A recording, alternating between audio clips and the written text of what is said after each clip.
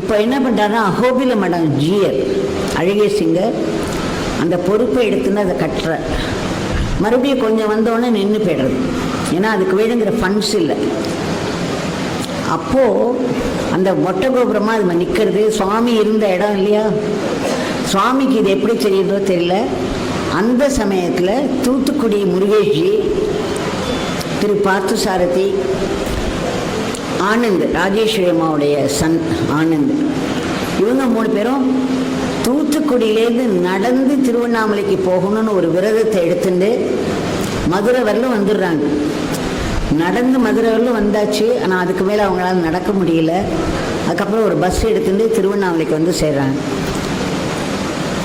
அப்போ சுவாமி அவருடைய பையில் கையை விட்டு 1 ரூபாய் காயின் ஒன்று எடுத்து தூத்துக்குடி முருகேஷி கையில் கொடுத்து, நீங்கள் இதை எடுத்துன்னு போய் அகோபில மடம் ஜீயர்கிட்ட திருவண்ணாமலையில் இருக்கிற இந்த பிச்சைக்காரன் அந்த ராஜகோபுரம் கட்டுறாரே, அது பாதியில் நின்று போச்சு, அதுக்கு என்னுடைய அன்பளிப்பாக கொடுத்தேன் அப்படின்னு சொல்லி கொடுங்க, 1 ரூபாய்க்கா.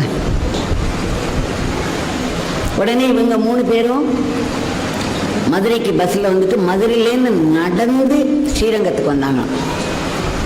அப்போ அந்த ஆனந்த் சொன்னார், சைக்ளோன் சமயமாக ஒரே புயல் காற்று, கொட்டுற மழை, நனைஞ்சு நனைஞ்சு நனைஞ்சு நடுக்கும், குளிர் நடுக்கத்தோடு ஸ்ரீரங்கத்துக்கு இந்த காவேரியில் குளிச்சுட்டு அகோபில மடம் ஜீரை போய் பார்த்து அந்த 1 ரூபாய் காயினை திருவண்ணாமலையில் இருக்கிற அந்த சுவாமி இதை இந்த ராஜகோபுரம் கட்டுறதுக்கு அன்பளிப்பாக கொடுத்தார் அப்படின்னு சொல்லி அந்த காயின் கொடுத்தார்.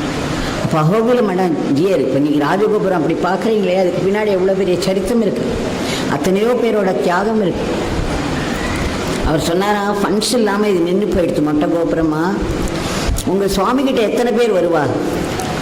கிட்டத்தட்ட ஒரு 100 பேர் வருவாங்க.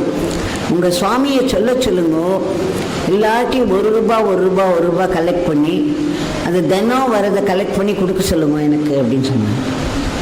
இவங்க அதை கேட்டுட்டு சுவாமிகிட்ட திரும்ப சொல்லும்போது சுவாமி சொல்கிற, இந்த பிச்சைக்கார 1 ரூபாய் கொடுத்தாச்சு அன்பளிப்பு, அப்பாவோட வேலை ஓவர், இந்த பிச்சைக்காரனுக்கு வேற எதுவும் செய்ய முடியாது, ஆனால் அந்த பணம் போரும் அப்படின்னு சொல்லிட்டாரு.